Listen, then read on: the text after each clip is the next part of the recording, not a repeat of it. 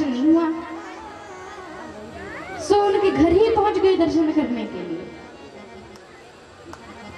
और मैया वैसे तो मिले नहीं मिलेगी तो शिकायत लेके पहुंचे। बोली मैया मैं बताऊं, तेरा कन्हैया बहुत ज्यादा बदमाश हो गया है। बोली अब क्या कर दिया, आज तो ये गया भी नहीं था। बोली देख, मैं रात्रि में हम लोग विश्राम कर रहे थे, ये आया और आकर के मेरा बाल और मेरे पति की चोटी पकड़ करके दोनों को बांध दिया। अब जब प्रातः हुआ तो मैं काम करने के लिए, कार्य करने के लिए घर के उठी। जब मैं उठी तो मेरे साथ साथ वो भी खड़े हो गए।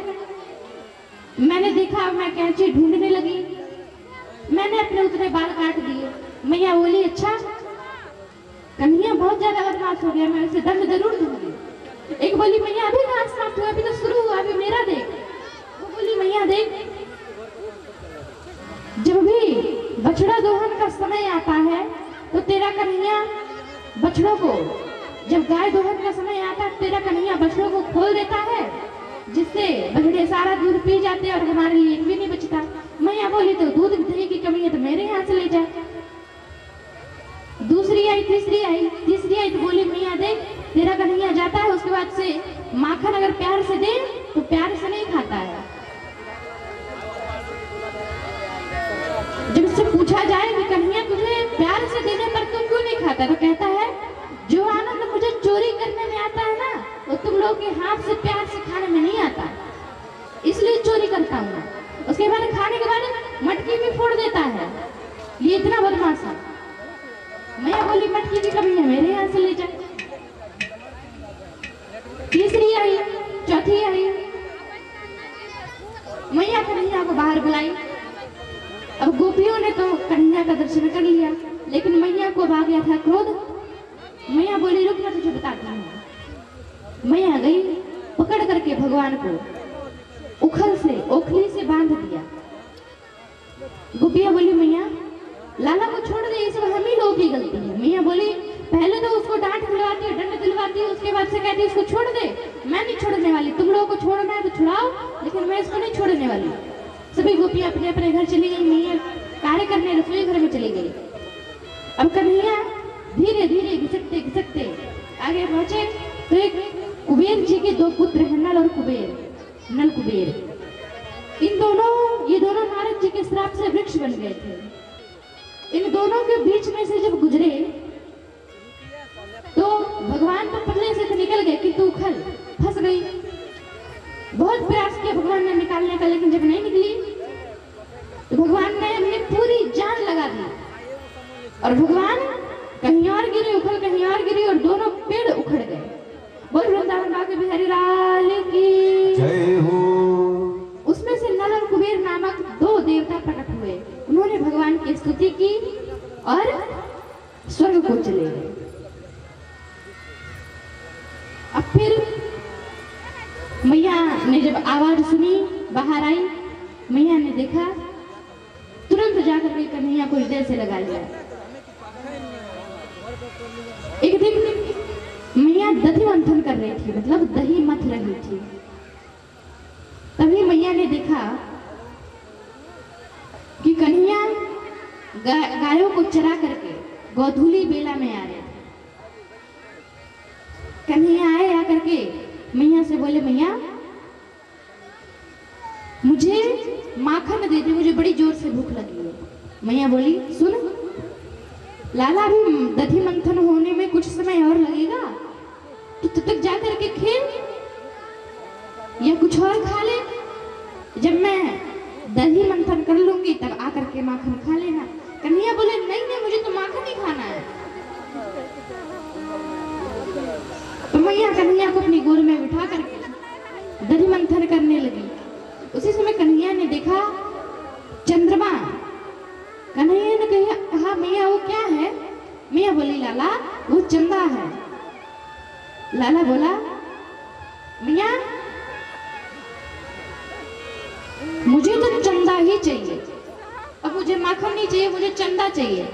मैया बोली लाला चंदा नहीं ला सकती, मैं चंदा नहीं ला सकती। लाला बोले नहीं नहीं, मुझे तो चंदा ही चाहिए, चाहे कुछ भी हो जाए, मुझे चंदा ला करके दो। कन्हैया रोने लगे। मैया ने एक बड़े से टब में पानी भरा, जल भरा और ला करके रख दिया। उसमें चांद की जो परछाई थी वो दिखने लगी। मैया बोली वो देख, चंदा मामा आ गए। कन्हैया बोले अच्छा। पकड़ने की कोशिश की तो पानी था, पानी में चंदा दिखाई दे रहा था। अब वो हाथ में आए बिना जल गिर जाए, चंदा खत्म। कन्हैया ने कहा मैया ये तो हाथ ही में नहीं आ रहा।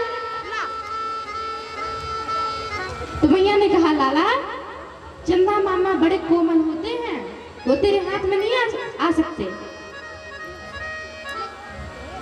अब मैया लाला जाकर के शैतानी करने लगा, नहीं मुझे तो चंदा ला करके दो, मुझे तो चंदा ला करके दो। मैया अब लाला को मनाने के लिए गई, उधर लाला उथल पुथल करने लगे। जाकर के जो मैया की बड़ी ही प्यारी मटकी थी उसको जाकर के फोड़ दिया बंदरों के साथ में, उसमें जो माखन था सभी को खा लिया, सभी को खिला दिया। उसके बाद से मैया उधर जब देखने के लिए गई तो जो माखन मैया मथ रही थी, दधी मथ रही थी, उस माखन को भी जाकर के गिरा दिया। अब मैया को आ गया क्रोध। मैया डंडा लेकर कन्हैया को मारने के लिए दौड़ी। अब कन्हैया भागने लगे। भागते भागते मैया थक गई। कन्हैया से बोली लाला अब चल आजा, मैं तुझे नहीं मारूंगी। लल्ला ने देखा कि मैया अब थक गई है। भगवान पास में आए और आकर के यशोदा मैया को गले से लगा लिया। यशोदा मैया ने देख करके भगवान का प्यार स्नेह देख करके मैया को रहा ना गया, तुरंत भगवान को लेकर गई कक्ष में, भगवान को स्तनपान करा करके सुला दिया। अब एक दिन भगवान रोते रोते मैया के समक्ष में आए, बोले मैया मेरे साथ बहुत धोखा हुआ है। मैया बोली अब तेरे साथ क्या धोखा हुआ है? बोले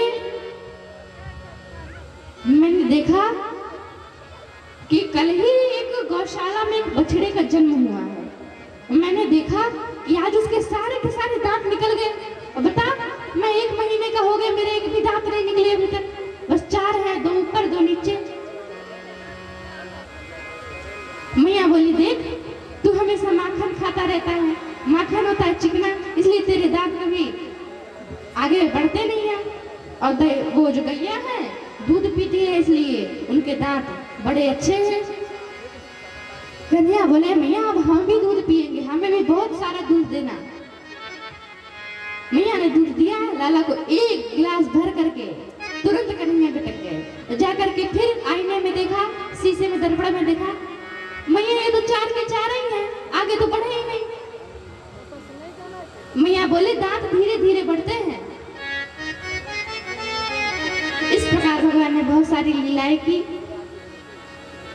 और भगवान ने इसी प्रकार से बहुत सारे दैत्यों का भी उद्धार किया। अब एक दिन कन्हैया कालिया का मर्दन करने के लिए, कालिया को मारने के लिए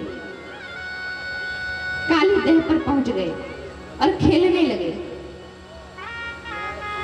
उसी समय जो गेंद थी, पटकी गेंद, वो पानी में गिर गई। उनके जो ग्वाल बाल गोपाल थे उन्होंने कहा कन्हैया तूने ही गेंद फेंकी, अब तू ही जाकर के लाएगा। कन्हैया कदम के वृक्ष पर चढ़ गए और जो ही छलांग लगाने वाले थे कि ग्वालों ने कहा कन्हैया। और देखिए एक और कारण है भैया, भगवान ने कालिया उस नदी में क्यों छलांग लगाई है, एक और कारण है। इसलिए भगवान ने छलांग लगाया क्योंकि एक बार जब भगवान नदी किनारे काली देह पर खेल रहे थे तो गोविंद की गायों ने जहरीला पानी पी लिया था, जिससे कुछ गाय थी वो बेहोश होने लगी, अचेत होने लगी। भगवान ने उनके सर पर अपने हाथ फेरे, उस काली देह में छलांग लगा दी। नाग पत्नियों ने उसको बहुत समझाया, भगवान को बहुत समझाया, किंतु